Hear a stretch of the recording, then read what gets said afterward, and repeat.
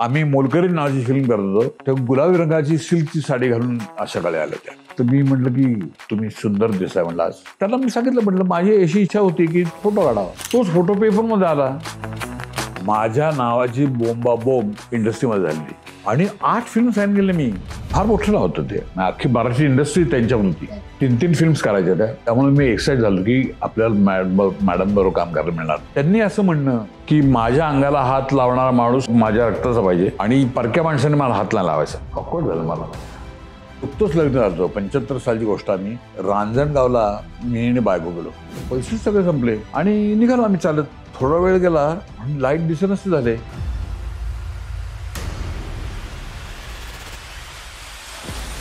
मिथुन चक्रवर्ती, अक्षय कुमार गट्टी, मिथुन चक्रवर्ती गट्टी. पण तुम्ही मिस नाही करत का या सगळ्यांना? कट ऑफ केलं. मी असे काही नट बघितले की ज्यांना वाऱ्यावर सोडलंय. मला तीड बसली या फिल्म इंडस्ट्रीबद्दल. कंटाळा आला. त्या दिवशी ठरवलं इंडस्ट्रीमध्ये करायचं नाही आणि हे एकंदर वातावरण बघता तर करायचंच नाही. म्हणजे माणूस की सोडलेली माणसं ती.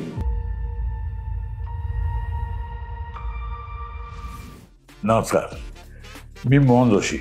मी आज कांचन अधिकारी यांच्या या यूट्यूबच्या कार्यक्रमामध्ये आमच्या गप्पा खूप रंगल्या आहेत. हा मनोरंजन करणारा कार्यक्रम आहे.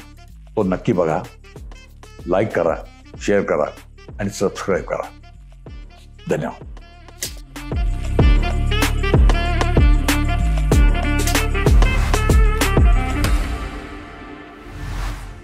हाय, हॅलो, नमस्कार. मी कांचन अधिकारी. बातो मी या माझ्या नव्या कोऱ्या करकरीत युट्यूब पॉडकास्टमध्ये आपणा सर्वांचं मनपूर्वक स्वागत करत आहे. मंडळी, मळलेल्या वाटेवरून जाणारे खूप काही लोक असतात, परंतु खाच खळग्यांनी आणि चढ उतारांनी जी वाट भरलेली असते त्या वाटेवरून जाणारे मुसाफिर जे असतात ते फारच थोडे असतात.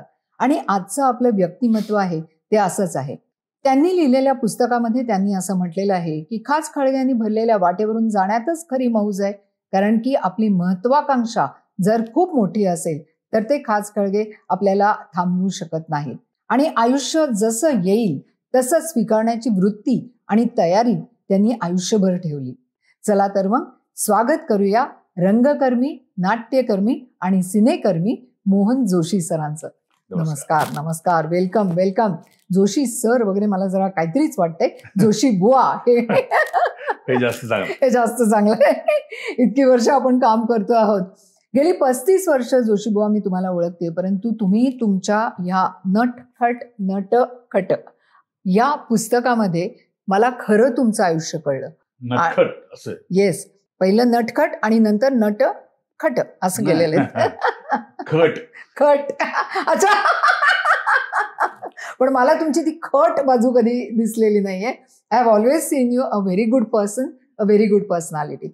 बरं, इतकी वर्ष, जसं मी म्हटलं की 35 वर्ष मी तुम्हाला ओळखते आणि इतके चित्रपट, असंख्य मराठी चित्रपट असतील, असंख्य हिंदी चित्रपट आहेत तुमच्या नावाला, असंख्य मराठी नाटकं आहेत, इतर भाषातली नाटकं तुम्ही केलेली आहेत, सिरियल्स केली. येस, मालिका तुम्ही एवढ्या गाजवल्या. सगळ्यात पहिली मालिका आमची धनंजय होती आणि आय स्टील रिमेंबर सगळ्यात पहिला चित्रपट अधिकारी ब्रदर्सचा भूकंप होता. सो मला अजूनही ती आठवण एकदम ताजी आहे. अधिकारी ब्रदर्सचे मी आभार मानतो आणि मी त्यांचा अत्यंत ऋणी आहे. भूकंप या चित्रपटाने गौतम अधिकारी, मार्कंड अधिकारी, येस, माझे गॉडफादर आहे. येस.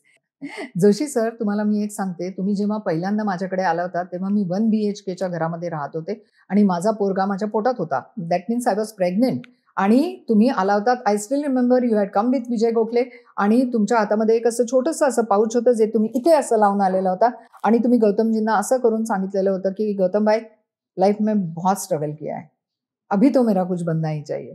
आणि लिटरली असं नसेल बोललो मी, काहीतरी आदरण बोललो असेल. नाही, अभी मेरा कुछ तो बनना ही चाहिए असं तुम्ही म्हणालेला होता की बहुत स्ट्रगल किया आहे गौतमजी.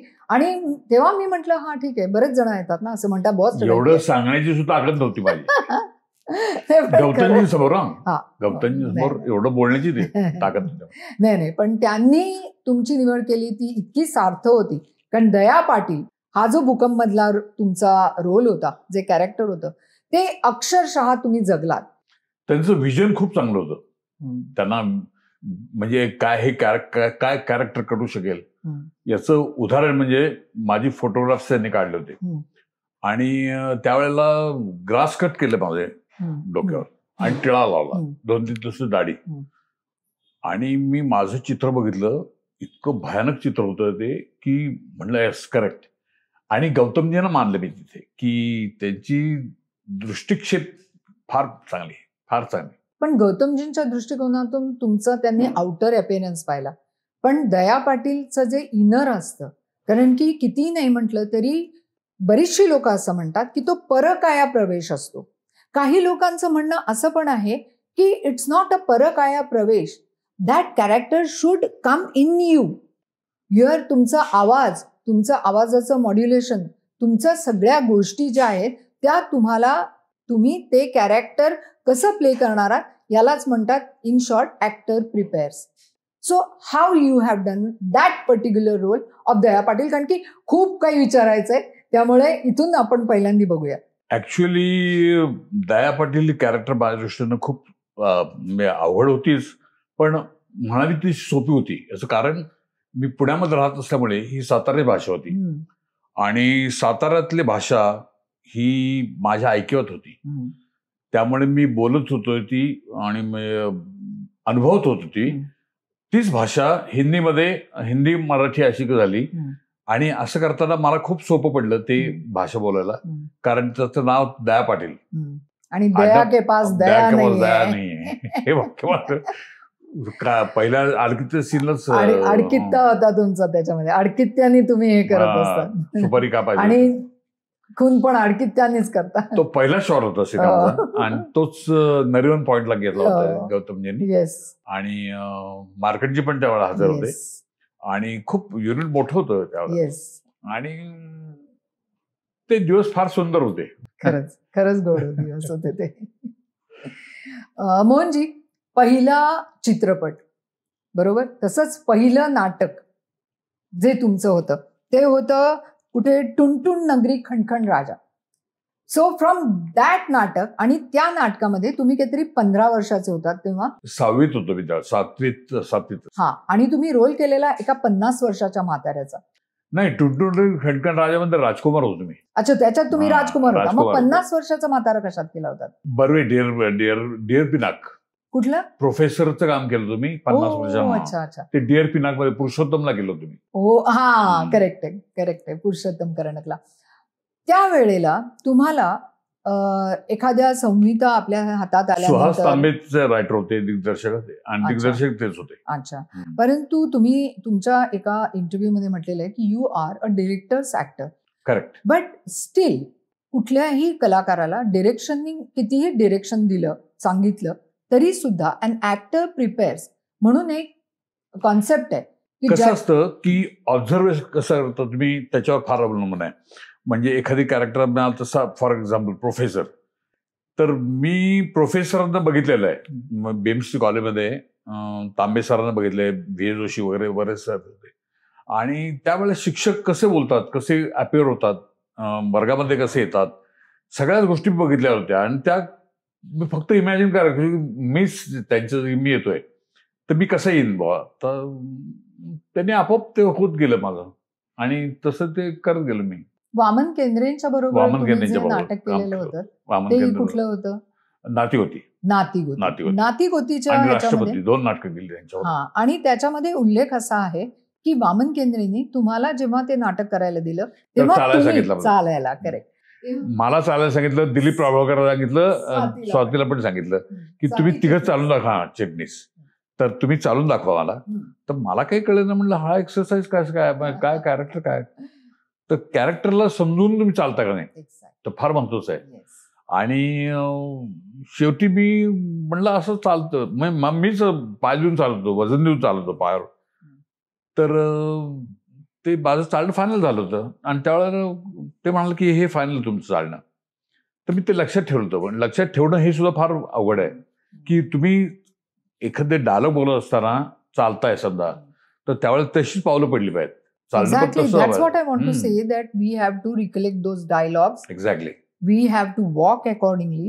We have to talk accordingly. पण हे थोड्या दिवसांनी आपोआप होतं म्हणजे पहिले 5 प्रयोग आपण म्हणतो ना की एक्सपेरिमेंटल असतात, ते प्रायोगिक असतात. तुम्ही पहिल्या 5 प्रयोगात सेटल व्हा, तुमचं काय प्रॉब्लेम नाही असं वाटतं. खरा नट जर असेल ना तर मला नाही वाटत काही प्रॉब्लेम होईल. करेक्ट आहे. तसंच तुम्ही जेव्हा दुसरं नाटक घेतलेलं होतं तुमचं, जेव्हा कलम 302 केलं होतं, तेव्हा त्याच्यामध्ये तुम्ही असं म्हणाला होता की माझ्या समोर एक सिद्धहस्त नट होता, दिलीप प्रभावळकर. तर त्यावेळेला तुम्हाला कसं वाटलं होतं की बाबा रे तिथे उभे टेन्शन राहायचं? होतं मला. याचं कारण सांगतो. या माणसांबरोबर, या म्हणजे दिलीप प्रभावळकर यांच्याबरोबर मी एक छोट्याशा रोलमध्ये आलो होतो, एक डावभताचामध्ये. त्यावेळेला ते मेन रोलमध्ये होते आणि ह्या वेळेला पॅरल रोलमध्ये त्याच्यावर काम करायचं. तर माझ्या दृष्टीनं चॅलेंजिंग होतं ते. आणि एक्सपेरिमेंट म्हणजे पहिल्यांदा मी यशवंत बरोबर काम केलं होतं, पण दिलीप प्रभावळकर हे होतेच ना, त्यांच्या थोडे बरोबर. Thank you mister Glad. Yashwant Dutt is also stalwart. नाही, सगळेच मोठे होते. हा. दिलीप प्रभावळकर पण त्यांच्याच जोडीचे होते, त्यात काही वादच नाही. आणि तर टेन्शन साहजिक होतं मला. पण काय व्हायचं, त्या तालमीला आम्ही साहित्य संघात तालमी करायचो. त्यावेळेला दुपारी सुधीर भट म्हणजे जेवण जबरदस्त असायचं आणि गिरगावातलं जेवण म्हणजे आनंद आश्रम, मासे बिसे जेवायला यायचे. तर दिलीप प्रभावळकर पण जेवायचे. ते इंटरव्हलमध्ये म्हणजे तालमी संपल्या ना की संपल्या म्हणजे इंटरव्हल जेव्हा असायची जेवणाची सुट्टी, त्यावेळेला हे वर जाऊन बसायचे आणि पाठांतर करायचे. तर मी म्हटलं की मी झोपायचो, गँगवेमध्ये झोपून जायचो, कारण जेवण सॉल्ट झालं असायचं. आणि पाठीमागं पडायला लागलो मी. तर मला काही कळेल ना, ज्यावेळेस 4 दिवस उरले त्यावेळेस माझं पाठांतरच नाही. पाठांतर नाही म्हणजे कॉन्फिडन्सच नाही मला. शेवटी तोरण मला चिडले एकदम मधोगरून. उद्या जर पाठ नसेल तर मी तुला काढून टाकेन नाटकात, आता सांगतोय, मी उभा राहीन असं म्हणले. तर मी म्हटलं की आता व्हायला पाहिजे पाठ. तर म्हणजे तुम्ही मला बोलून दाखवा आणि त्याप्रमाणे तुम्ही कॉपी करत बसलो. ते म्हणतील तसं म्हणायचं आणि कॉपी करायचं. तसंच टोनिंग काही बदललं नाही. म्हणजे शेवटी तोरणमालने कसं केलं असतं तसं मी केलं बस. आणि त्यांनी यशस्वी करणारच होते ते. माझं यशस्वी झालं काम. याचं कारण मी त्यांची कॉपी केली मधुकर तोरणमाल. आणि मग 4 दिवसात काय करणार ना अजून. शेवटी तयारी तीच होती. आणि ही गोष्ट तुम्हाला कधी कळली की ते वरती बसून पाठांतर करतायत? नंतर कळली. नाटक सुरू झाल्यानंतर समजलं ते पाठ करायचे ना, बोलायचे पाठ बोलायचे डायलॉग. मला कळलं हा चोपेरस्तम होते ते. तर मी म्हटलं की दिलीप भैया कसं काय तुमचं पाठ? म्हणजे मी इंटरव्हलला सुट्टीच्या वेळात वर बसून पाठांतर, मेकअप वर होते ना साहित्य संघात, तर तिथं बसून पाठांतर करायचो. तर मी म्हटलं की अरे वा, हुशारच तू हुशारच आहे, प्रश्नच नाही. आणि मग त्यांच्याविषयी आदर मला दुर्गुणच झाला त्यावेळेला. नवीन होता, नवीन होतो मी. आणि म्हणजे आजही त्यांच्यासमोर नवीनच आहे मी, पण तरी he is best, no doubt. बरं, तुमची असंख्य नाटकं आहेत आणि त्यातल्या पहिलं नाटक जे तुम्ही केलेलं होतं ते म्हणजे टुनटुन नगरी खणखण राजा. हो. आणि त्यानंतरची तुमची 18 नाटकं. भरतनाट्य मंदिरामध्ये केलं मी. भरतनाट्य मंदिर, बालनाट्य. त्या काळात वडिलांचं, आम्ही वाड्यात राहत होतो, त्या काळात वडिलांना असं वाटतं की हा नुसताच इकडे तिकडे उंडारतोय, त्याला कुठेतरी कामाला लावा. म्हणून त्यांनी मला भरतनाट्य मंदिर, त्यांचे मामा होते बाबा साठे म्हणून, तर त्यांच्याकडे मला घेऊन गेले. मेकअप पण होते ते.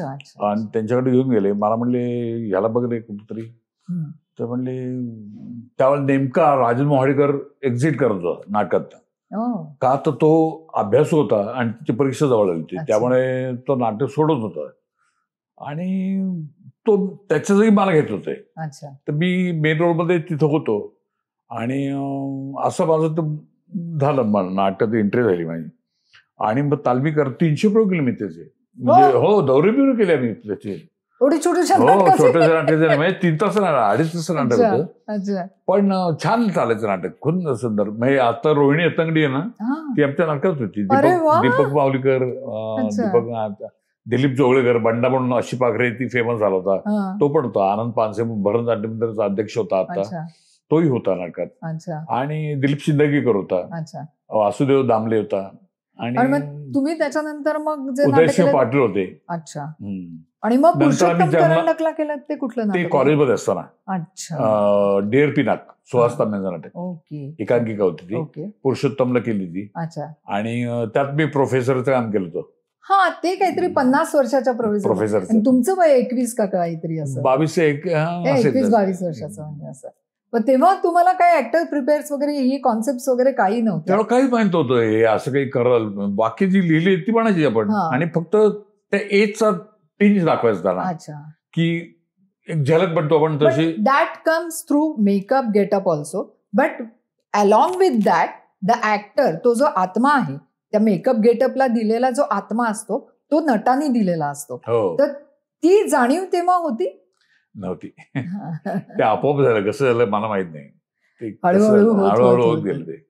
नाती गोती मधला तुमचा जो रोल होता, हो, ते मात्र खूपच तो चांगलं. पण- त्या तारवरची कसर होती ती, की ती कॅरेक्टर अशी होती की त्याला संपवायचं असतं अतुलला. हो हो हो. अतुल परचुरे मारायचं असतं त्याला. तो की मेंटली रिटार्टेड mentally असतो retarded. म्हणून त्याला. आणि कुठेतरी त्याचा लेखकाचा पण तो हा एक होता. लेखकाचा पॉइंट ऑफ व्ह्यू असा हा. होता की पंडित कॅरेक्टर Yes. त्यांची भूमिका होती, येस आणि जयवंत दळवींची. येस. आणि त्यांचं मत असं होतं की ही माणसं जगू नयेत, ही भारा असतात ना, आणि नाही म्हणलं तर फॅमिली सगळी डिस्टर्ब होते. घरात चांगली माणसं असतात, ती त्यांच्याबरोबर यांनी राहावं असं काही, म्हणजे त्यांचं Vegetable- माइंड पण एकदम vegetable, असं हा. सप्रेस्ड होऊन जातं. आईचं वडिलांचं सगळ्यांचं वातावरण सगळं दूषित होतं दूषित घरातलं. होऊन जातं. की म्हणजे आता कारण सांगतो मी. मी एकदा ह्या नातेवाईक नाटकासाठी ट्रस्टसाठी आमच्या मैत्री नावाचा ट्रस्ट होता, पण तो मी बराच उशिरा काढला. त्याच्यासाठी मी खानवले यांच्या बंगल्यात दवाखान्यात गेलो होतो. खानीवाले यांच्या दवाखान्यात, प्रभा विश्रांतीगृहासमोर खानीवाल्यांचा दवाखाना होता. तिथे मेंटली रिटार्डेड मुलं यायची. आणि बघितल्या दिवशी एका मुलाचा वाढदिवस होता, आणि सगळे पालक आपल्या मुलांना घेऊन तिथे आले होते, वेगवेगळ्या वेशातली मुलं आणि टोप्या घातल्या असे. तर मला काही कळलं ना. मी म्हटलं की काय म्हणजे हे, आज म्हणे या मुलाचा वाढदिवस आहे म्हणून हे सगळे जमलेत आणि बक्षीस वाटतात, काय गिफ्ट देणार सगळ्यांना. तर मी बघितलं तर एक ढेपाळ मुलगा आपल्या वडिलांचा हात धरून त्या वाड्यातनं आतमध्ये येतो. तो आतमध्ये यायला नाही म्हणत होता. तर वडील म्हणत, चल तुझा वाढदिवस आहे, आपल्याला वाटायचंय, बघ गोळ्या द्यायचं सगळ्यांना, चल आतमध्ये घेऊन. आणि त्याची ताकद जास्ती होती. तो वडिलांना ओढत दारापाशी घेऊन गेला. वडिलांना शेवटी कंट्रोल होईना म्हणून त्यांनी ओढला वडिलांचा. त्यांनी फार दिवशी वडिलांनी मुस्करात मारली. मला कळेच ना, म्हटलं एकदम काय म्हणजे असंही होऊ शकतं की काही माहीतच नाही ना कोण आहे आपले.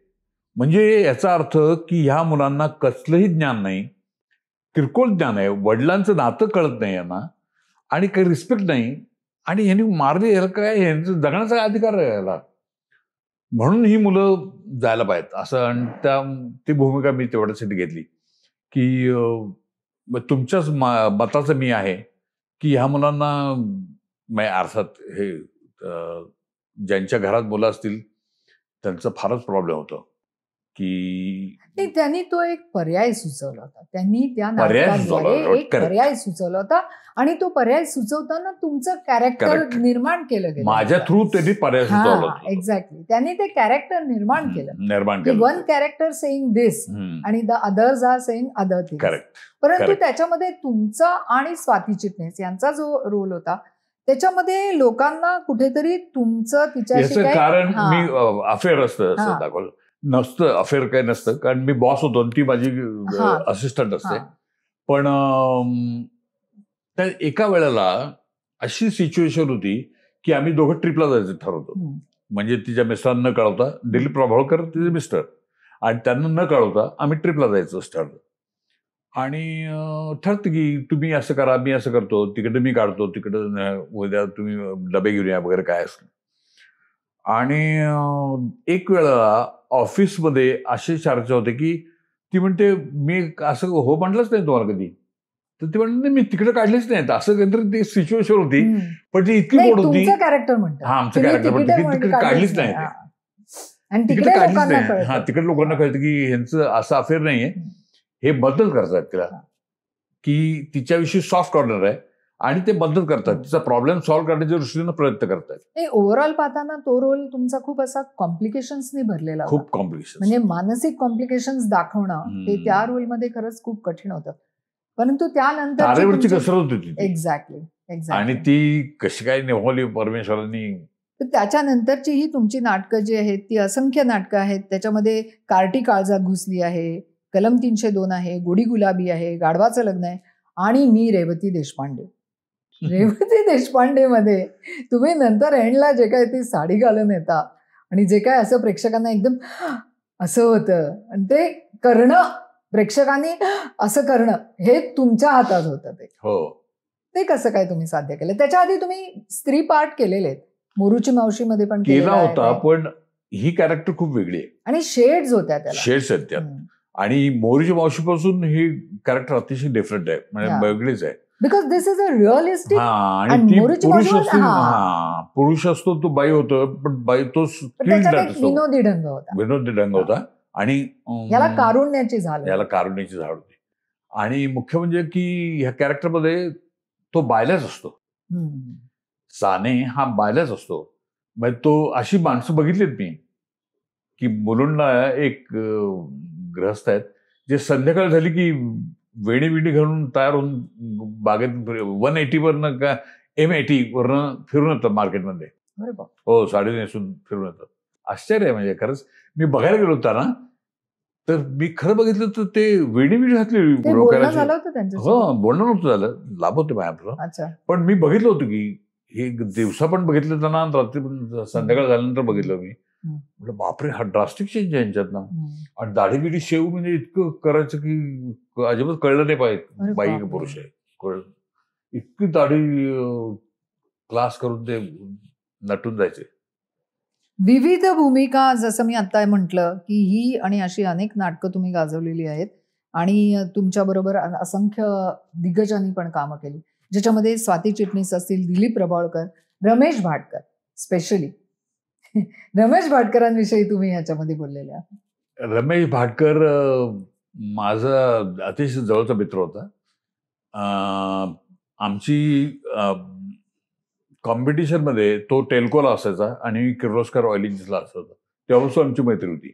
मैत्री म्हणजे एक ओळख होती आमची. आणि त्यावेळेला तो किंवा मी किंवा मोहन गोखले किंवा विजय कुलकर्णी असे 4 जण होते की ज्यांना सगळे दिग्गज. आणि आमच्यात कॉम्पिटिशन असायची की ह्यावेळेला कोणी बक्षीस मिळवलं कामगार कल्याणचं, आणि त्यावेळेला कोणीतरी मिळवलं असायचं. आमच्यापैकी चौघांपैकी कोणीतरी एकानं मिळवलं असायचं. आणि असे ती हे होती परिस्थिती होती. आणि तो टेल्कोतनं होता आणि मी ऑइल इंजिन्समधनं. तर त्यात फक्त 3 सीन होते त्याला. तर तो म्हणाला की मी नाही करणार 3 सीन असतील, मी कसं करणार. तुम्ही लीडमध्ये, मी लीडमध्ये होतो. आणि त्याचं असं होतं की तो सिनियर होता ना मला. पण तुम्ही त्याला पटवलं म्हणजे शेवटी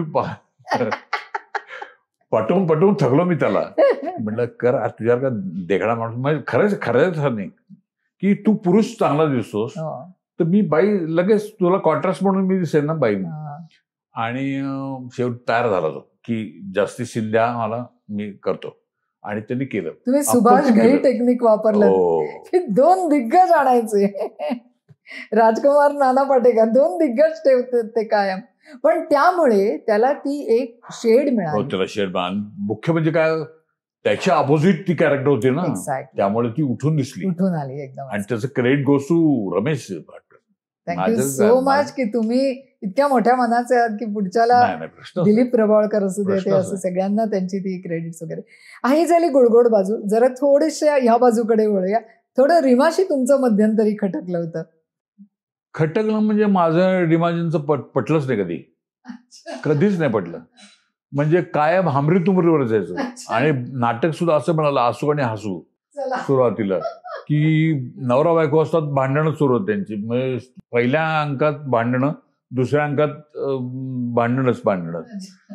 तर पहिल्या अंकात भांडण सुरू आहे की मी मेकअप करत होतो साहित्य संघात आणि वाजवत होतो टेबल मेकअपचं.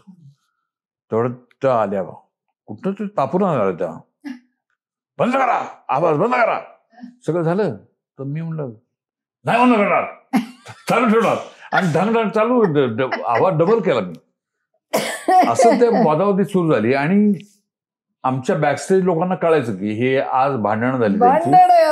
इतकं चढायचा आवाज, कंट्रोल बाहेर जायचा. की त्यावेळेला भांडणं म्हणजे पर्सनल भांडणं व्हायची. आणि ती वाक्य असायची ना, भांडणाची वाक्य होती सगळी. त्यामुळे त्यात सगळं ओरिजिनल डोकवायचं भाषण, भांडण.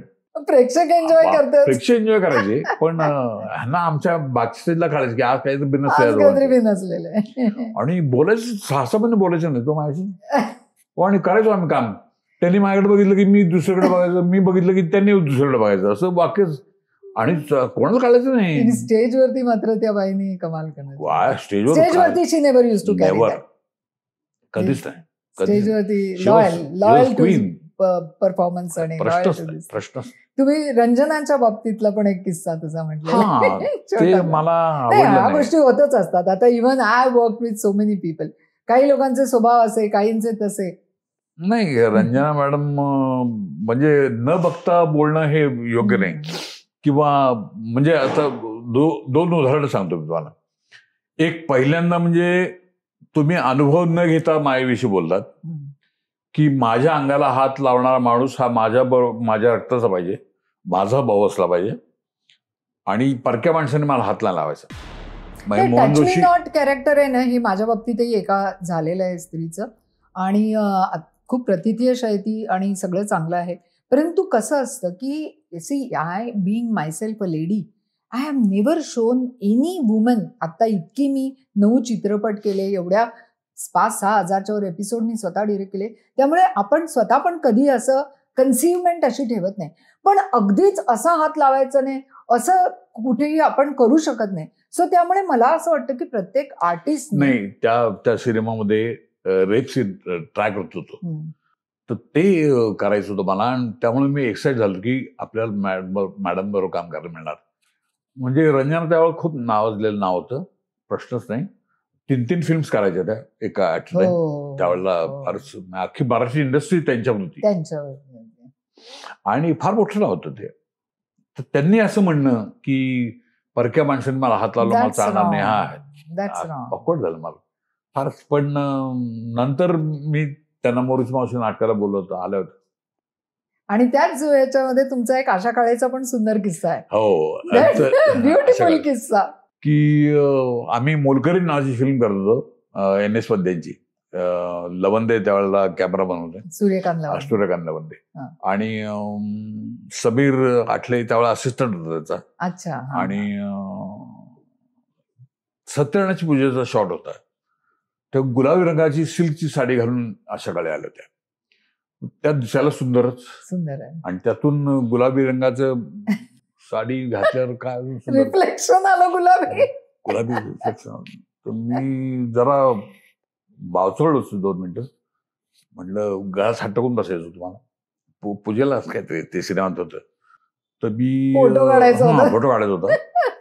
तर मी म्हटलं की तुम्ही सुंदर दिसाय म्हणलं आज, तुम्ही काय दृष्ट काढा असं काहीतरी म्हणलं घरी जाऊन.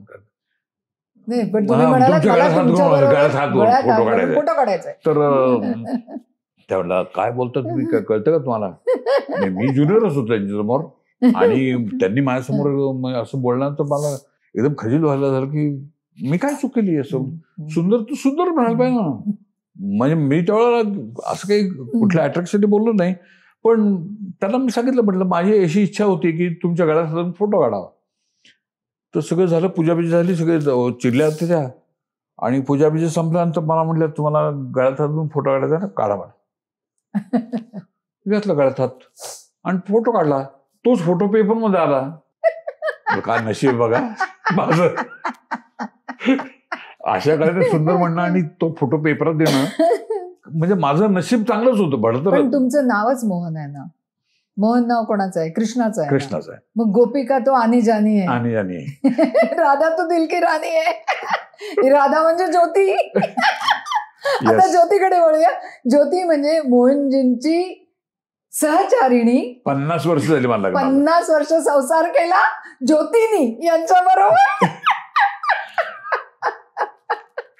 यांनी ज्योतीने यांच्यावर 50 वर्ष संसार केला. Because I love you Jyoti. Okay, हे नोटीस कर तू स्वतः. बरं, एनिवेज, ज्योती आणि तुमचं हे लव्ह अफेअर आहे. ओके, पुण्यामधलं त्या एवढ्या काळामध्ये मागे जाऊन, म्हणजे किती, 50-70 वर्ष, 70 50 वर्ष 50 वर्ष लग्नाला 50 वर्ष झाली आता. लग्नाला 50 वर्ष झाली. 75 पण त्याच्या आधी affair वर्ष केलं ना. 16 फेब्रुवारी 75. त्याच्या आधी अफेअरचे 5 वर्ष. पण 5 वर्ष वर्ष. अजून, म्हणजे 55 वर्ष गिना ना, 55 वर्ष. 55 वर्ष. आणि तुमच्या पुस्तकात जे तुम्ही म्हटलेलं आहे की ज्योतीला बोलवण्यासाठी तुम्ही एक खास प्रकारची शिट्टी कॉलेजमध्ये शिट्टी मारत आणि अशी मार ऐकून नाही, पण कॉलेजचं वातावरण शांत होतं ना, अजिबात. फटकरून शिट्टी ज्योती ती सरळ ऐकली उठायची, कॉलेजमधून बाहेर यायची. सरळ वर्गातून बाहेर निघून यायचं. बरं, बघा किती प्रेम आहे. म्हणून पण शिट्टी जोर असं होतं की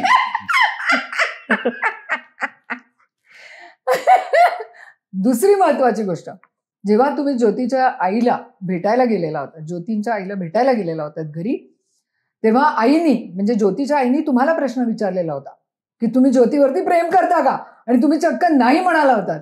आणि ज्योती आतून बाहेरून म्हणाली, माझी तंतरली होती, मला काही कळलं ना, तुम्ही फिरता म्हणे एकत्र. हा, आणि पुण्यातलं वातावरण म्हणलं नाही, मला कळलं तुम्ही फिरता वगैरे ना. मग कोण सांगितलं तुम्हाला? त्यावेळेला माझी एवढी ताकदही नव्हती, ऐपतही नव्हती माझी. तर तेवढं ज्योती आली बाहेर आणि मी लग्न करीन, ह्याच्याशी करीन, मोहनशी करीन, नाही तर करणार नाही म्हणजे बघा बोलले, असे बोलले. मी म्हटलं की आता तो माझा चेहरा पडला हो. मी म्हटलं आईसोबत बघवे ना, मला आईकडे बघायला मिळालं, खाली बाण घालून बसलो. ज्योती म्हणलं तू बोल, आणि ती बोल खमकीच आहे ती. ज्योती ऐकतेस ना पुढे. मग ठीक आहे, बघ ऍक्टिव्हिटी घातल्या मला लग्नाच्या की M.Com करायचं, नाटकात काम करायचं नाही. अगं काय? नाटकात काम करायचं नाही. मामा, किती मामा, म्हणजे त्यांचा भाऊ धाकटा, त्यांनी सांगितलं की नाटकात काम करायचं नाही आणि नोकरी पाहिजे. अशा 3 अटी तुम्ही केल्यात तर आम्ही लग्नाला होकार देऊ. पण प्रेम स्वच्छ होतं. प्रेम स्वच्छ म्हणजे पहिलंच नाही, 50 वर्ष जगतो असं काय करताय. आणि त्याच्यासाठी तुम्ही नोकरी पत्करली म्हणजे शोधायला लागली मला. म्हणजे असं असतं, मुलगी शोधतात. हो, मुलगी शोधतात असं. मी मुलगी बरं हे सोडा, माझ्या भावासाठी मुलगी बघायला, मोठ्या भावासाठी मुलगी बघायला दिवा मोकाची मुलगी ती त्यांच्याकडे आईकडे, माझ्या मोठ्या भावाला, आणि त्याला करायला लागलं पायासाठी.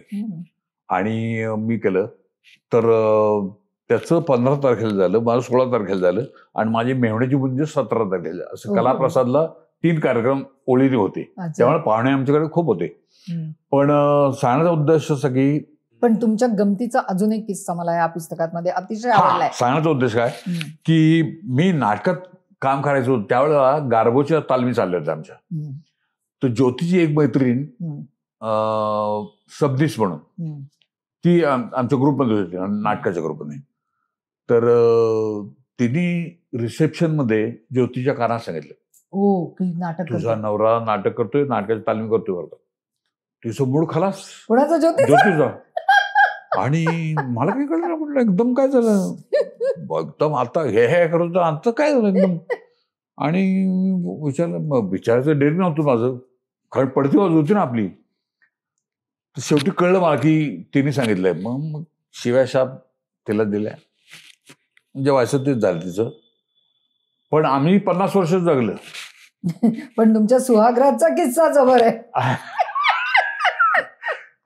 दूध कशासाठी ठेवलंय तेच कळे ना. काय कळलं ना, म्हणलं दूध का आणलं,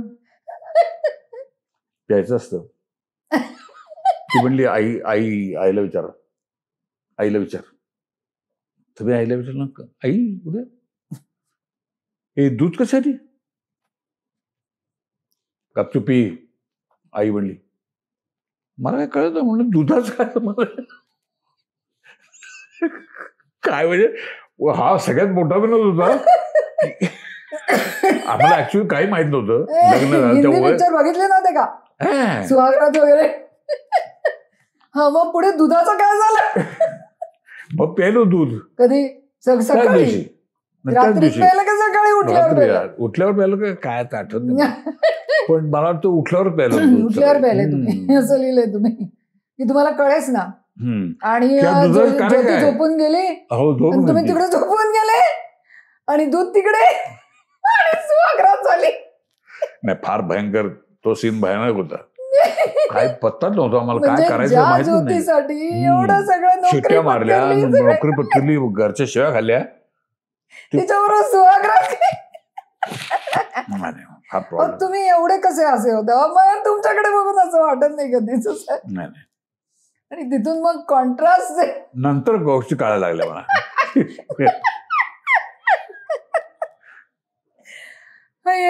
मला तेव्हा किस्सा म्हणजे अक्षरशः मी तो वाचताना मला एवढं हसायला लागलं की म्हटलं पण ज्योतीने तुमची साथ. ती होती म्हणून मी टिकलो इथं आजपर्यंत. Credit goes to Jyoti, of course प्रश्नच नाही. तुमच्या करिअरचं क्रेडिट हे डेफिनेटली ज्योतीला जातच जातं. आजपर्यंत ती 3 मुलं सांभाळते.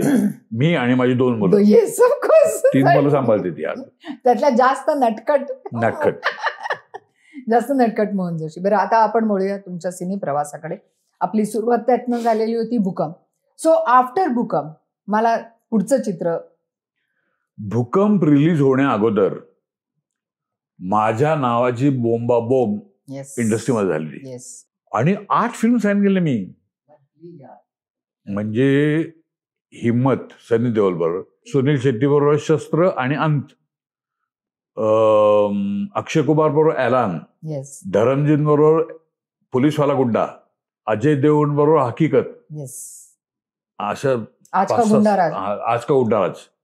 आणि सगळं काही कळच ना मला की काय होतं काय म्हणजे.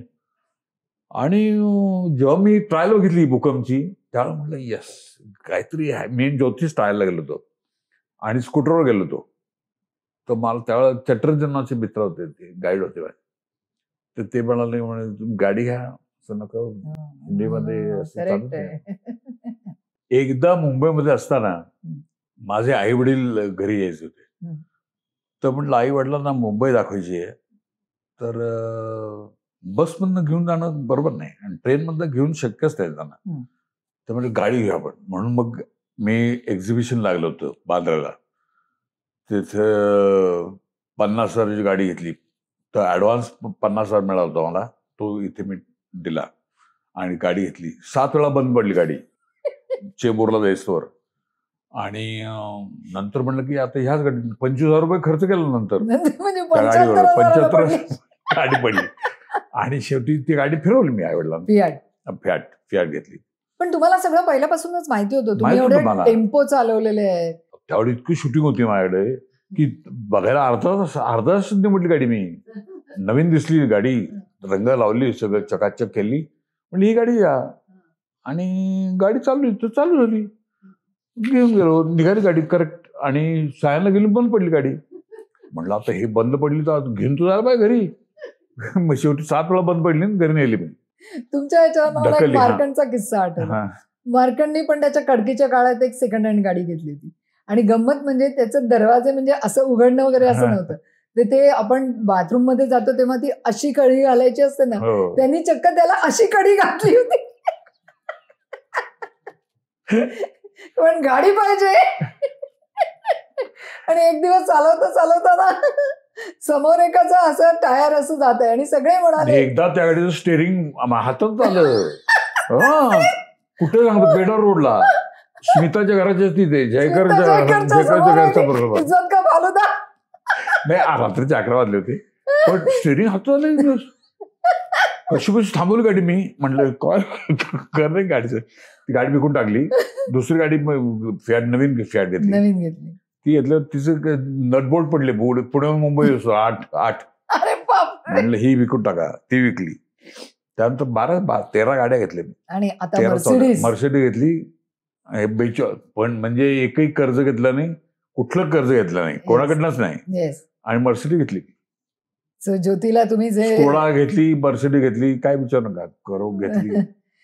परंतु मी जसं पहिल्यांदा म्हटलं तसं ह्या व्यवसायामध्ये किती खाचखळगे असले, किती काही आलं आणि तुमचं जे पहिलं आयुष्य आहे, जरा आपण तिकडे वळूयात आता, की ह्या गाड्या या सगळ्या नंतर घेतल्यात, परंतु जो पहिल्यांदा घेतला तो टेम्पो आणि तो तुम्ही चालवत न्यायचा स्वतः, त्याच्यामधले हो. 2 किस्से हे तुम्ही मला सांगा, कारण की ते अतिशय हृद्य आहेत. एकदा तुम्ही रात्रीच्या वेळेस जाताना त्या सळ्या वगैरे ते सगळ्या होत्या आणि त्या पडल्या आणि एक तुमचा ड्रायव्हरनी जो ऍक्सिडेंट केला, हे 2 किस्से आम्हाला. क्लिनर माझा बोपोडीत राहायचा, कारण ऑइल इंजिन्सला बोपोडी होतं, त्यामुळे क्लिनरला जवळ पडायचा, तो तिकडे यायचा. त्यामुळे तो आला नाही एक दिवस घरी, तर मी नगरसाठी गाडी घेऊन भरून आणली होती, लोड करून आणली होती आणि 9:15 निघणार होतो. त्याचा आईने फोन आला की येऊ शकत नाही मी. त्यावेळेस फोन बिन काही नव्हतेच, मोबाईल नव्हतेच. आणि फोन आला त्याचा वाड्यात, आमच्याकडे जोशी म्हणून ते, त्यांच्याकडे फोन होता. तर मी म्हटलं की ठीक आहे, नको एकटाच होतो पण. आणि निघालो एकटा. तर जाताना ज्योतीला विचारलं, म्हटलं तू येशील का बरोबर? येते. आणि त्यावेळी 1 वर्षाची मुलगी होती माझी गौरी, तिला मध्ये झोपून म्हणला, पण तू बस काढलेला 3 तासचा प्रवास आहे, म्हणलं नगरला जायचं, इथे विरुळला जायचं होतं. आणि चल म्हणलं. मग मध्ये एक इंजिन भरायचं होतं, ऑइल इंजिनचं इंजिन भरायचं, ते भरलं आणि गाडी निघाली. सळ्या बांधल्या होत्या, गज होते, गज म्हणजे बार, आणि EN28 वगैरे असे बार असतात, EN9 वगैरे असं, अशा पद्धतीने 2 टनाचे बार होते आणि इंजिनवर. आणि ते सगळं ढाप ढाप ढाप करत चालली गाडी. आम्ही आपल्या गप्पा मारत, संसाराच्या गप्पा मारत चालले. नगर रोड काहीच नव्हतं त्यावेळेला, मग एवढी वस्ती बिस्ती काहीच नव्हती. सरळ 10 नंतर आम्ही निघालो. 1:30 वाजता सुप्याला पोहोचलो. 1:30 वाजता म्हणजे 1:30च्या सुमारास, 12:30, 1:00 रात्रीचा. हा, रात्रीचा. आणि सुनसान रस्ता, त्यावेळेला कुठेच ट्रॅफिक फार नव्हतं. आणि धार दिशेने आवाज आला. मी म्हटलं काय झालं, काय कळलंच नाही मला. तो मागं बघितलं, गज पडले, बार पडलेले रस्त्यात. तर म्हटलं बापरे, कुठपासून पडत आले बार, माहित नाही मला. गाडी वळवली, लाईट टाकला आणि उचलत बार एक उचलत, हातात 2-3 लागतील तेवढं उचलाय. अक्षरशः म्हणजे हे हात सोलवटले टार रोडवरनं. आणि टार रोडवरनं उचलायचे बार म्हणजे ते जमीन बोटं लागतात ना, तसं केलं. सकाळी पोहोचलो 7:30-8. ते 1 वर्षाची मुलगी गाडी म्हटलं, आणि बायको बरोबर. काय खरं नाही काय. तसंच एकदा आम्ही नुकतंच लग्न झालं, 75 सालची गोष्ट. आम्ही रांजणगावला मी आणि बायको गेलो. 20 रुपये खिशात होते आणि तेव्हा काहीतरी 2-3 रुपये तिकीट होतं बसचं. तर 6 रुपये आमचे गेले, असे गेले. 6 रुपये येण्याचे ठेवले, म्हणजे 12 ते काहीतरी तिथे खर्च झाले ना, देवाला ठेवले खर्च तिथे. तर पैसे सगळे संपले, काय कळेल का आम्हाला. झालं चालत जाऊया. आणि बायको बांगड्या सोन्याच्या, आणि निघालो आम्ही चालत. चालत म्हणजे किरकोळच चालत जायचं. आणि निघालो चालत. तर थोडा वेळ गेला आणि लाईट दिसेनासे झाले देवळाचे. अंधार पडला आणि आम्ही चालतोय. आणि नंतर काय झालं, ट्रक आला. तर बऱ्याच वेळा ट्रक आला. तो ट्रक आला, थांबवला मी त्याला. तर तो वेळेला काय नाही, तो म्हणला धुलियाचे आहे. म्हटलं धुळ्याची, बायको धुळ्याची होती. तर ते नेमकी ओळख निघाली आणि त्यांनी पुण्याला सोडला आम्हाला. पण डेअरिंग बघा आमचं, की तिथं फोटो काढले. रांजणगाव 36 किलोमीटर आहे पुण्यापासून, आणि ह्याचा अंदाज नाही ना. 1 तास रस्त्यावर असं वाटलं होतं आम्हाला, चालत जाऊ म्हणलं, एवढं काय त्यात. मग डेअरिंग काय होतो बापरे. तो सीन आठवला तर भयानक, काय खरं नव्हतं ते. तुमच्या एका ड्रायव्हरनी एक ऍक्सिडेंट पण केला होता तुमच्या टेम्पोचा हो आणि त्यांनी नंतर शेवटी जाऊन तुम्ही तो टेम्पोचा तो व्यवसाय हैदराबादला गेला थांबवलात होता म्हणजे. ड्रायव्हरला. ड्रायव्हर गेला हैदराबादला दुसरी गाडी घेऊन. हम्म, आणि मी शिवमोग्यासाठी पॅटर्न भरला होता, क्रँकेसचा पॅटर्न. हम्म, पॅटर्न म्हणजे लोखंडी सामान. आणि तो आला सकाळी. हम्म, तो आल्यानंतर विचारलं, म्हणलं वाल्मिक तू असेल का, शिवमोग्याला जायचंय. तर तो म्हणला साहेब. तो गेला. आमचे ठरलेले अड्डे होते की तिथं फोन करायचा मला, वाड्यात फोन करायचा, जेणेकरून मला अंदाज होता कोण किती वाजता पोहोचतंय, गाडी कुठं असेल. आता साधारण जजमेंट होतं मला. आणि त्या अर्धा तास इकडे तिकडे फोन यायचा. तर शिवमोग्याहून त्याचा फोन आलाय की गाडी पॅटर्न डिलिव्हर केलाय आणि निघतो मी आता. तसं संध्याकाळी 7-7:30 फोन झाला. 3 वाजता हा पठ्ठ्या म्हणजे सपोज टू बी हुबळी थांबायचं होतं. शिवमोगाहून हुबळी थांबायचं होतं आणि हुबळी झोपायचं आणि सगळ्यांनी निघायचं, पाठी निघायचं. हुबळी निघाला तर किती वाजता घरी पोहोचतो काय अंदाज होता मला. आणि हा पठ्ठ्या रात्री लिंब घेऊन तिथनं निघाला. 4 मुसलमान भरले आणि ती मुसलमानांची मुलं 4ही तरुण होती आणि त्यांना घेऊन तो आला आणि नेपाळीवाशी उसाचा ट्रक उभा होता. त्या ट्रकला धडकला, मागणं बाउन्स झाला आणि दुसरा ट्रकवर जाऊन धडकला. तर 4 जण गेले, 4-5 जण गेले. ह्यूज बिग ऍक्सिडेंट, मोठा ऍक्सिडेंट. 4 तास हायवे जाम होता. कोल्हापूरच्या पेपरमध्ये टायटल होतं की असा ऍक्सिडेंट झाला आणि 4 तास हायवे जाम. आता का मला कळल्यानंतर रडायला सुरुवात केली मी. तर इनामदार होते माझे सप्लायर बेळगावमध्ये. त्यांनी मला सांगितलं की काय काळजी करू नका, इथे वकील आहेत दौलतराव मुतकेकर म्हणून. म्हटलं मुतकेकर, त्यांच्यावर काम केलं मी. 2 तास काम त्यांच्यावर काय आलं. एका सिनेमात ते माझ्यावर होते आणि केस लागली. ती केस कारणीच चालली, नेपाळी झाली केस, त्यामुळे केस बेळगावात कारणीच चाललं. आता कानडी भाषा मला येत नव्हती आणि मी मुतकेकरांकडे गेलो. म्हणलं असं असं झालंय आणि 4 माणसं गेलीत. म्हणलं तर म्हणलं इन्शुरन्स. म्हणलं आहे, इन्शुरन्स आहे, सगळं आहे, व्यवस्थित आहे आणि परमिट आहे. तर सगळं ते म्हणलं काय काळजी करू नका, मी बघतो काय करायचं, इन्शुरन्स आहे. 8.5 लाखाची केस चालली होती वर्षभर. आणि त्या काळात 8.5 लाख म्हणजे मी भिकायलाच लागलो असतो त्यावेळेला. बापरे, मला काय कळत ना 2 मिनिटं.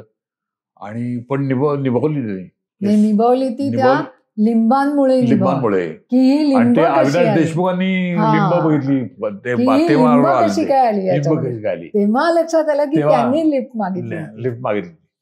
आणि सामान जर असेल गाडीत तर तुम्ही माणसं घेऊन जाऊ शकता इन्शुरन्स प्रमाणे. आणि खूप कॉम्प्लिकेटेड.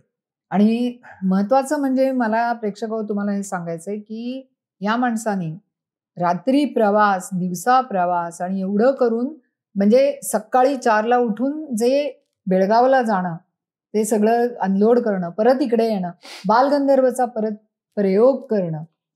ते एक करावत होती ती. त्यावेळेला यशवंतराव चव्हाण गेले होते काहीतरी आणि त्यांचं कराडला अंत्यसंस्कार होते असं काहीतरी होतं. आणि मी बेळगावला चाललो होतो कारण रात्री प्रयोग होता माझा बालगंधर्वला. पहाटे उठून 4 वाजता निघून 11 वाजता पोहोचलो बेळगावला.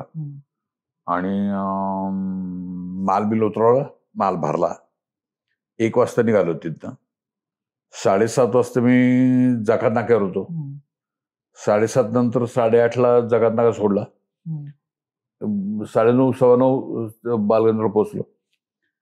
त्यावेळेस ट्रॅफिक फार नव्हतं ना. आणि 9:30 पावणे 10 प्रयोग सुरू केला. तेव्हापासून तुमचा तो 7-8 टच होतं. टच हा शब्द तेव्हापासून तुम्हाला मिळालेला. टच. दुसरा एक शब्द आहे नॉनसेन्स. हे जोपर्यंत आम्ही ऐकत नाही तोपर्यंत काय मोहन जोशी. बरं, आता आपण थोडंसं तुमच्या आत्ताच्या कारकिर्दीकडे वळूयात. इतके चित्रपट, असंख्य लोकांबरोबर तुम्ही कामं केली हिंदीतल्या. ओके, त्यातले तुम्हाला भावलेले नट, खास करून ज्यांच्या बरोबर तुम्ही कामं केलीत असे की ज्याला तुम्हाला असं वाटेल की बाबा वाव व्हॉट माझी अशी इच्छा होती 4 नटांबरोबर काम करावं. जी त्यामध्ये अमिताभ बच्चन होते, ऑफकोर्स. माधुरी दीक्षित होत्या, राजेश खन्ना, धरमजी जी आणि रेखा. Yes. 5 ह्या सगळ्यांच्या बरोबर झाले सगळ्यांबरोबर केले, सगळ्यांबरोबर केले. सगळ्यांबरोबरचे नशीब गोड गोड किस्से आहेत ते सांगा. आणि म्हणजे असं राजेश खन्नांबरोबर कसं आहे, म्हणजे राजेशजींना काका म्हणायचे त्यावेळेला. हो, हो. तर ऊपर आका नीचे काका. डायलॉग चालूच त्याचे. तर एक दिवस संध्याकाळी माझा प्रयोग होता 8:30ला हम्म. आणि मी फाईट मास्टर सांगून ठेवलं की असं असं हो, प्रयोग आहे, जायचंय जायचं तुम्हाला. मला. हो. तर तेव्हा होंडा कार होती माझी, गाडी लावली बंगल्याच्या बाहेर आणि बंगल्यात शूटिंग चालू होतं. राजेश खन्ना होते बरोबर आणि बाकीचे कलाकार पण होते, पण राजेश खन्ना प्रॉमिनंट होते त्यात. आणि सगळं झालं, मी निघालो 7:30 सोडलं मला त्यांनी. मग तेवढंच कुठं थिएटर असतं हम्म. आणि 7:30 सोडलं तर खन्ना साहेब गाडीच्या डिकीवर बसले होते आणि फोनवर आणि फोनवर होते. तर मी म्हटलं की आता संपेल फोन, मग संपेल फोन. काहीच चालूच फोन. 10-15 मिनिटं झाली फोन. तेवढंच एक प्रोड्युसर आम्हाला, त्यांचा प्रोड्युसर म्हणजे आपण मी म्हणतो प्रोड्युसर, ते आले आणि गप्पा सुरू. बरं उतरले ना तुम्ही खाली. आपलं बघताय कधी हो, कधी बाहेर कधी बघतोय. कधी. आता 7 वाजले म्हणलं आता जायचं कधी, आणि गाडीवर हात टेकून उभे. मी म्हणलं कधी जायचं, कधी सांगण्याची हिंमत सांगायचं नव्हती. कसं? तुमच्यात सांगणार कसं? हिंमतच नव्हती हिंमत नव्हती ना. माझ्यात. तर तेवढ्यात फाईट बाहेर आले. तेवढे जोशी साहब इधर ही. म्हणलं हाँ साहब वो देखो. तुमने हाँ वो क्या है? मतलब कुछ नहीं, वो गाड़ी पे रेले बैठे हो. गाडी मेरी है. गाड़ी मेरी है. तो मैंने अच्छा इतना ही है. अरे काका क्या क्या कर रहे हो? इनको जाना है. अरे जोशी साहब को जाना है. आता साहेब मला साहेब म्हणतील. माझ्या डोळ्यात पाणी आलं खरंच त्यावेळेस. एक सुपरस्टार एकाचा प्रश्नच नाही, क्लासच होता. Yes yes. आणि त्याच्यावर काम करणं हा एक मजाच होती. म्हणजे आश्चर्य पण होतं, सरप्राईज काय म्हणत काय सगळंच म्हणतो. रेखाजींच्या बरोबरचा काय किस्सा होता? रेखाजींबरोबर तिसरी फिल्म होती उडान, आणि असरानी डायरेक्ट करत होते. असरानी आणि फिल्म सिटीला वेड्यांच्या हॉस्पिटलचा सेट लागला होता आणि त्यात मी वेड्यांचा डॉक्टर असतो आणि रेखाजींना तिथे आणून ठेवलं असतं. वेड्या समजून डॅनी डेंझोपा, प्रेम चोपडा आणि विलन गँग, दिलीप ताहिल असे विलन तिला वेडे ठरवून तिची इस्टेट लुबाडायचा प्रयत्न, आणि त्यामध्ये मी सामील असतो चौथा. अच्छा. आणि माझ्या थ्रू ते करवणार असतात.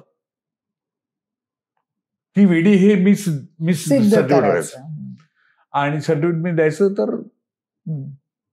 तर मी दारू पिऊन येतो ठरल्याप्रमाणे. आज शॉर्ट असा होता, मी दारू पिऊन येतो, ते झोपलेले अशा बेंचवर बागड्यावर आणि कपाळावर केस असे, केस मी उचलतो असे आणि बघतो एवढा शॉर्ट. ऍक्शन. रेखाच्या इतकं जवळ आतला ब्राह्मण जागा आणि होता. बरं समजा केस अडकले, कारण असा केस घडला होता माझ्यावरती. नयनतारा नाथा माझ्यामध्ये घाम सुटला होता माझ्या हाताला आणि असा उन्हाळ्याचे दिवस होते आणि बालगंधर एसी नव्हता आणि घाम सुटला, केस अडकले तिचे. तर मी असं हात टाकला होता, हात काढला, केस ओढले गेले तिचे. अशी चिडली भयानक. नयनतारा म्हणजे सिनियर आर्टिस्ट होती आणि ती तुम्हाला काय कळतं का नाही, काय तुम्ही काय इंटरव्ह्यू काय चालू तुम्ही, केस ओढले गेले माझे. म्हटलं नयनतारा इतकी भडकली, ही रेखा आहे. सगळं हात गेला. म्हटलं हे काय खरं नाही, हात घाम दिसतो आता. Cut cut cut. त्यावर कट मांडण्याची इच्छा नव्हती, पण तरी असं नाही म्हणणे कट कट कट. क्या हुआ? नहीं पसीना आ गया. तो क्या हुआ? कुछ नहीं, वो जान जान एक और ले. आणि हे सगळं झालं. केस तिने ठक्क डोळे उघडले. मला काय कळलं म्हटलं, डोळे का उघडले मी घाबरलो, मागे आलो. तो फ्रेंड बाहेर गेलो मी. तो मला म्हणले क्या हुआ मोहनजी? म्हणलं मॅडम ने आंखें आंखें खोल खोली. दी. हाँ, आपने बोला ही नहीं था उनको आंखें खोलने को. तो त्या म्हटलं मैं देख रही थी आप क्या कर रहे हैं. असं ती काही बोलली काहीतरी. मग तिने सकाळी गुड मॉर्निंग म्हणलं होतं मी तिला, त्यामुळे त्याचा वचपा काढला असेल. वचपा काढला. मी मराठी माणूस, मग दुसऱ्या मराठी दिवसापासून काय झोकायचं असं असं मराठी बाणा आमचा, मराठी बाळा. आणि तो मॅगझिनचा जमाना होता. मॅगझिनचा म्हणजे कितीच मॅगझिन फुकट घालवलं तुम्ही त्यांचं. बापरे. पण सुनील शेट्टी यांच्या बरोबरची तुमची अक्षरशः गट्टी. सुनील शेट्टी मराठी बोलायचा ना. मिथुन अक्षय कुमार चक्रवर्ती, गट्टी. अक्षय कुमार गट्टी, मिथुन चक्रवर्ती गट्टी, हो. कमाल बोलायचे ते. पण तुम्ही मिस नाही करत का या सगळ्यांना आता? कट ऑफ केलं. एकदा तुम्ही असं म्हणजे पाठ फिरवली. एकदा नाटकांच्या मध्ये बाहेर आला, 10 वर्षाची गॅप घेतली, मग परत तुम्ही चित्रपट सृष्टीमध्ये म्हणजे गाजवलीच. 173 चित्रपट तुम्ही ह्याच्यात लिहिलेत. प्रत्यक्षात तुम्ही म्हणाला जास्त 350 गेले. हो, एवढे काय म्हणजे. पण त्यात सी ग्रेड खूप होते. नंतर मीटर डाऊन नाही म्हणायचं नाही कोणाला, नाही म्हणायचं नाही. मीटर डाऊन मुळे तुम्ही ते सगळे ऍक्सेप्ट केले. काय नंतर वाहत गेलो. कलाकाराला करावं लागतं. पण ह्या सगळ्यांच्या बरोबर काम करताना जे तुम्हाला तिकडे समाधान जे मिळत होतं, ऍट द सेम टाइम तुम्ही नाटक पण केलेलं आहे. सो काय तुम्हाला आवडत जास्त? सिनेमा, नाटक, काय आवडतं? कारण तिथे तुम्हाला इन्स्टंट रिस्पॉन्स आहे. काही झालं तरी नाटक हे सुरुवातीला आहेच, स्टेज आहेच सुरुवातीला. पहिल्या नंबरवर नाटकच. तुम्हाला जे नॅशनल अवॉर्ड मिळालं ते मला वाटतं मृत्यूदंडसाठी मिळालं. नाही, मृत्यूदंडसाठी फिल्मफेअर मिळालं. अच्छा, फिल्मफेअर मिळालं त्याला. आणि तुम्हाला फिल्मफेअर मिळालं. फिल्मफेअर आणि घराबाहेरसाठी तुम्हाला घराबाहेरसाठी आणि संगीत नाटक अकॅडमीचं पारितोषिक मिळालं. आणि बाकीच्या ह्याला पण बऱ्याचशा ठिकाणी तुमचं फिल्मफेअर नॉमिनेशन म्हणजे बरंच नॉमिनेशन. यशवंतला होतं, यशवंत नंतर एलानला होतं, मृत्यूदंड मिळालंच. आणि मराठीत 2 गंगाजल मधलं तुमचं काम अभ्यंकर अप्रिशिएट झालेलं होतं. प्रकाश झांच्या बरोबर तुमची केमिस्ट्री जुळली होती, प्रश्नच नाही. पण एवढं सगळं तिथे वैभव होतं, तिथे तुम्हाला मान होता, सन्मान होता. मी का सोडली ते सांगतो तुम्हाला. मी असे काही नट बघितले की ज्यांना वाऱ्यावर सोडलंय. एके हंगलचं काय झालं, किंवा बैजू बावरा कोण, गुलशन भारभूषण, त्यांचं काय झालं. नंतर भगवानचं काय झालं, मास्टर भगवान. त्यांचं ऍक्च्युअली अवॉर्ड देताना मी बघितलं होतं, त्यांनी भाषणात असं सांगितलं की हेच जर अवॉर्ड मला पूर्वी दिलं असतं तर माझ्या औषध पाण्याचा खर्च झाला असता, असं काहीतरी. त्यामुळे मनात तीड बसली या फिल्म इंडस्ट्रीबद्दल. आणि त्यात उदाहरण असं झालं की 7 ते 2 मी सकाळी शिफ्ट करतो, 2 ते 10 दुसरी शिफ्ट. मी गुजरात दोन्हीकडे 7 ते 2 ला, 2 ते 10 ला गुजरात. मी इथे मुख्यमंत्रीच्या बंगल्यात घुसतो. बीना रॉय ती मुख्यमंत्री होते, आणि इकडे रोहिणी हट्टंगडी ती मुख्यमंत्री असते. तिच्या घरात जातो, ढोस भरतो आणि बाहेर येतो. घरात जातो, ढोस भरतो, बाहेर येतो. म्हटलं हे काय चाललंय. नाव गुजराल, म्हणजे नाव पण नाहीत, दुसरी तोचपणा, किती तेच करायचं. म्हणजे कंटाळा त्या दिवशी ठरवलं इंडस्ट्रीमध्ये करायचं नाही. आणि हे एकंदर वातावरण बघता तर करायचंच नाही. म्हटलं ह्या माणुसकी सोडलेली माणसं, ती माणुसकी सोडलेली म्हणण्यापेक्षा उगवत्या सूर्याला नमस्कार असतो. उगवत्या सूर्याला नमस्कार, बस. म्हणजे इथं राहायचं नाही आपल्याला. छोटासा किस्सा मला आठवला. आदित्य पंचोलींनी त्याच्यामध्ये म्हटलेलं होतं, म्हणजे जरीना बाबने हा किस्सा सांगितलाय की आदित्य पंचोली हिरो होता, त्याची रूम एकदम एसीबीसी सजवून ठेवलेली होती. शम्मी कपूर साहेबांना झाडाखाली मेकअप करत बसले होते, आणि ते पाहिल्यानंतर तो म्हणाला, जबी मेरा ये समय आएगा मैं नहीं रहूंगा यहाँ पर. हे असं खरं होता कामा नये. कारण खरं तर नट त्यावेळेला इतक्या परिपक्व अवस्थेला पोहोचलेला असतो, म्हणजे सर्वार्थानेच एकदम. Anyways, forget about that. So you रामराम, तो तिकडे रामराम लगेच पाठ केली, तिकडे रामराम करून नाट्यसृष्टीमध्ये जे आलात ते मात्र उच्च स्थानी बसलात, नाट्य परिषदेचे अध्यक्ष. आणि तुमच्या पुस्तकात तुम्ही म्हटलेलं आहे त्याप्रमाणे प्रदीप कबरेंनी तुम्हाला त्याच्यामध्ये साथ दिली. आणि तुम्ही तुमचा पॅनल इकट्ठा केलं आणि त्यानंतर तुम्ही अध्यक्ष म्हणून निवडून आलात, सगळ्यांना तुम्ही गोळा कर. परंतु त्यानंतर तुम्ही जवळजवळ 13 वर्ष अविरतपणे आणि यशवंत नाट्य संकुलाची स्थापनाही तुम्ही केली. सो याच्याबद्दल आम्हाला सांगा थोडक्यात. काय झालं होतं की यशवंत नाट्य मंदिर हे त्यावेळेला खूपच अडचणीत होतं, खूप घाण जमली होती आणि थिएटर चालू पण नव्हतं. मच्छिंद्र कांबळेंनी प्रयत्न केले पण ते फार सफिशियंट नव्हते. म्हणण्यासारखे नव्हते. त्याला बेसिकली गव्हर्नमेंटने पैसा दिला नाही असं झालं. मी म्हणलं की पैसे मिळाल्याशिवाय आपण थिएटर सुरू करू शकत नाही. म्हणून आम्ही काय केलं की मीटिंग ठेवली. जयंत पाटलांना बोललो, कारण जयंत पाटील त्यावेळेला कोषाध्यक्ष काय अर्थमंत्री होते आणि सुशील कुमार शिंदे मुख्यमंत्री होते. तर जयंत पाटील एक दिवस ऑफिसमध्ये आले परिषदेमध्ये आणि ते इंजिनियर असं होतं. मॅप उघडला त्यांनी, हे रिनोव्हेट करायचं म्हणलं. तर ते मला विचारलं की काय किती पैसे लागतील, तुम्ही अंदाज काय तुमचा. तो अंदाज म्हणजे काय कोटी शब्द माहितच नव्हता त्यावेळेला. आम्ही लाखात बोलायचो, मी प्रदीप कपिल लाखात बोलायचो. आणि म्हणलं 4 लाख 5 लाख, कारण आकडे माहितच नाही आम्हाला. ते म्हणले 5 लाख. जब्बार पटेल मागवते 5 करोड. आता माझं डेरिंगच आहे ना, म्हटलं 5 करोड. 5 करोड ठीक आहे, 4 करोड देत मी असं.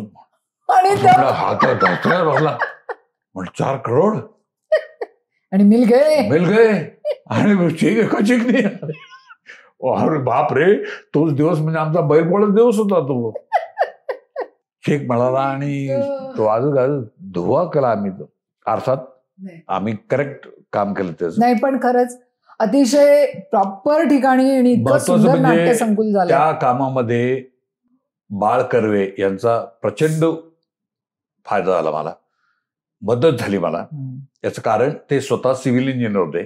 ते बीएमसी मधून सर्व्हिस करत होते आणि ते माझ्याबरोबर होते. तर त्यामुळे थिएटर किरकोळ होतं बाहेर. आणि सिव्हिल इंजिनियर बरोबर असल्यावर काय डिझाईन सगळं चकाचक करत. नॉट ओनली दॅट, चक्क म्हणजे म्हणजे नाट्य परिषदेच्या आपल्या सगळ्या ठिकाणी संमेलनं होतच असतात, परंतु you are the person who did the विश्व संमेलन. आणि आपण केलेलं होतं ते अमेरिकेमध्ये तुम्ही. आणि महत्वाची गोष्ट म्हणजे राष्ट्रपती संमेलन Solapur. Yes yes yes. Ramesh Dev त्यावेळेला असंख्य ना, इव्हन अमिताभ बच्चन यांना. अमिताभ बच्चन डोंबिवलीला. येस, तुम्ही त्यांना आणलेलं, मिथुन चक्रवर्तींना तुम्ही आणलेलं होतं, अक्षय कुमार, सुनील शेट्टी सगळे होते, काजोल होती. येस, तुम्ही सगळ्यांनाही घेऊन आला आणि एवढ्या सगळ्या म्हणजे खरोखरच काय म्हणायचं, मी तर म्हणेन की दैदिप्यमान कारकीर्द. खरंच काय तुम्ही म्हणायचं. डेफिनेटली दैदिप्यमान कारकीर्द आहे. मोहन जोशी यांच्या विरुद्धही बोलणारी काही मंडळी आहेत. असतंच, काही चांगले असतात काही वाईट असतात. उडदामाजी काळेगोरे, तुम्हाला ते मनाला लागतं का हो? म्हणजे तुम्ही असं इथं जर मला एक गोष्ट कळली की चांगल्या गोष्टी करत असेल ना त्या वाईट बोलणारच तुमच्याविषयी. ते इम्पॉसिबल, तुम्हाला जगू देणं मुश्किल आहे. तुम्ही प्रामाणिकपणे काम करता, तुमच्यावर भ्रष्टाचार आरोप होणारच, यात काही वादच नाही. आणि झाले माझ्यावर. तर तुम्ही कसं त्यातनं स्वतःला सावरलं? ऐकायचं नाही, दुसरं मनात काम करायचं स्वतःच आणि लोकांना विचारून करायचं, नियमाप्रमाणे काम करायचं. झोप लागते? हो, अजूनही तितकीच उत्तम झोप लागते. मस्त उत्तम. कुठेही लाकडाच्या फळीवरती पण. मी लोखंडी सामानावर झोपलो टेपोत. अजून काय पाहिजे? पावसात झोपलोय, डास चावतात झोपलोय सोप्याला, आणि नंतर माझा मलेरिया झाला. तो वेगळा टेम्पो घेतला आणि 2 महिन्यात मलेरिया झाला. 1 महिना टेम्पो बंद. आज मागे वळून बघताना काय वाटतं? समाधानी आहात? देवाची कृपा आहे आपल्या. नशिबात साथ, संधी. अजूनही नाटकात सिनेमात काम करायची इच्छा? पण माझ्या ह्याच्यात करायचंय. करायचं करणारच होता. आताला माझं चाललेलं आहे. अधिकारी प्रदेश मी नायक म्हणू शकतो का? त्यांचे फार उपकार आहेत नायक, प्रश्नच नाही. गौतम अधिकारी आणि मार्कंड अधिकारी माझ्या आयुष्यातले देव आहे. देव आहेत, देव, गॉडफादर. जोशीबा उत्तम गातात हेही आम्हाला माहिती आहे आणि त्यामुळे या मस्त गप्पांचा आपण शेवट एक सुंदरशा गाण्याने पण करणार आहोत. कुठलं गाणं म्हणताय बोला. बऱ्याच दिवसात मी गाणं म्हटलेलं नाही. पण माझ्यासाठी म्हणायचं, कारण माझं पण नाव पुढे अधिकारी आहे. तुमच्यासाठी अधिकारी. तुमच्याबरोबर 9 पिक्चर केलेत मी. हो म्हणजे काय. येस. हो, मला तुमचा एक किस्सा अजूनही आठवतोय. मला 2 किस्से सांगायचे तुमचे. एक म्हणजे आपण येऊरला शूटिंग करत असताना भरपूर पाऊस पडला होता आणि तुम्ही तिथे पोहोचलेला होतात आणि खालून मला फोन करून सांगताय, मॅडम भरपूर पाऊस आहे आणि माझ्या गुडघ्यापर्यंत पाणी आहे, मी येत नाही. म्हटलं अजिबात नाही. मी घाबरले. मी वरनं पाठवलं माझ्या माणसाला, म्हटलं उनको उठा केला. नाही पण असं मजा, तुमच्याबरोबर काम करणं ही एक मेजवानी असते आमच्यासाठी. खरंच मेजवानी असते. म्हणजे मी म्हणेन की ज्यांना ती मेजवानी कळली नाही ते करंट आहे असं मी म्हणेन. कारण की खरंच एक यू आर एन अवलिया माणूस. आणि नागपूरचा किस्सा आहे काय तो जाऊ दे आता. प्रफुल्ल पटेलला सांगतो फ्लाईट थांबवून ठेवा. आणि त्याच्यानंतर आपण पोचलो आणि फ्लाईट खरंच डिले झालेलं होतं. आणि तुम्ही तिकडे तोंड करून होतात, मी इकडे तोंड करून होतो. आणि गंमत म्हणजे आपल्या दोघांच्या सीट बाजूबाजूला होती. पण किती मजा आली. खूप मजा आली. खूप मजा आली. आणि ते दिवस आठवले ना तर खरंच इतकं बरं वाटतं, इतकं छान वाटतं. आणि खरंच सांगते जोशीबा, आज तुम्हाला भेटून खरंच मनापासून आनंद झालाय मला. म्हणजे पॉडकास्ट हा तर होतच राहतो, परंतु एक इथला म्हणून जो आनंद असतो ना तो फार क्वचित वेळेला मिळतो आणि तो मला आज झालाय, खरंच झालेला. तर ह्याचा आपण एक शेवट एका सुंदरशा अशा गाण्याने करूया. तुम्हाला जे मनाला आवडेल ते तुम्ही गा, मला चालेल. मुझे दर्द दिल का पता न था, मुझे आप किस लिए मिल गए, मैं अकेले यूं भी मजे में था, मुझे आप किस लिए मिल गए. वाह, क्या बात है. yes. क्या बात है, क्या बात है. Thank you so much for coming. Thank you Mohanji. माझ्या बातो बातो में या युट्यूब चॅनलमध्ये तुमचं स्वागत आणि थँक्यू सो मच. धन्यवाद तुम्ही आल्याबद्दल. आमच्यातर्फे एक छोटीशी भेट. थँक्यू.